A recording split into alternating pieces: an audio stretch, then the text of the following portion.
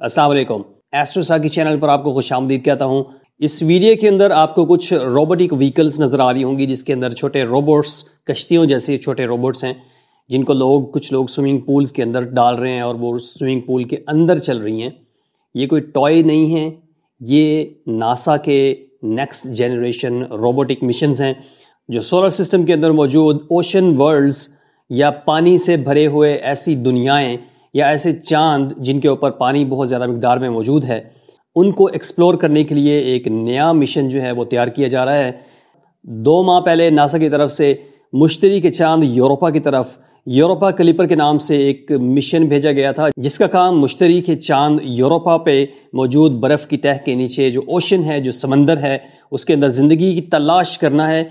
Mobile phone size के ये छोटे से माइक्रो स्विमर्स असल में एक मदर क्राफ्ट के ऊपर रख के किसी भी ओशन वर्ल्ड जैसे टाइटन हो गया या एनसेलेडस हो गया या यूरोपा हो गया वहाँ पर भेजे जाएंगे।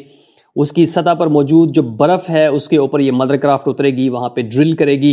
ड्रिल करने के बाद एक क्रायो स्पेस क्राफ्ट या क्रायो ट्यूब होगी, वो उसके अंदर इंसर्ट की जाएगी और इस ट्यूब के अंदर वो छोटे छोटे माइक्रो स्विमर्स होंगे जो असल में अंदर उस ओशन वर्ल्ड के अंदर जाके स्विम करेंगे, ऊपर नीचे जाएंगे और वहाँ पर मौजूद जो पानी है, जो ओशन है, उसके अंदर जाके वहाँ पे उसका तज्जिया करेंगे और डायरेक्ट जो डेटा होगा वो मदर क्राफ्ट को भेजेंगे और मदर क्राफ्ट जो है वो जो डाटा है वो रिले कर देगी ज़मीन के ऊपर या वहाँ पे मौजूद किसी ऑर्बिटर को। अभी तक ये 3D प्रिंटेड प्लास्टिक के प्रोटोटाइप्स बनाए गए हैं और इनके ज़रिए अभी ये प्रोटोटाइप्स जो हैं वो टेस्ट किए जा रहे हैं। एक कॉन्सेप्ट है जिसको टेस्ट किया जा रहा है और फ्यूचर में ऐसे मिशन बनाए जाएंगे और भेजे जाएंगे जिनके ज़रिए ओशन वर्ल्ड्स जो हैं उनको एक्सप्लोर किया जाएगा।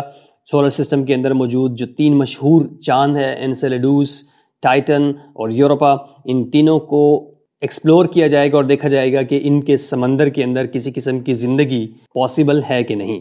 देखते रहिए एस्ट्रोसाकी।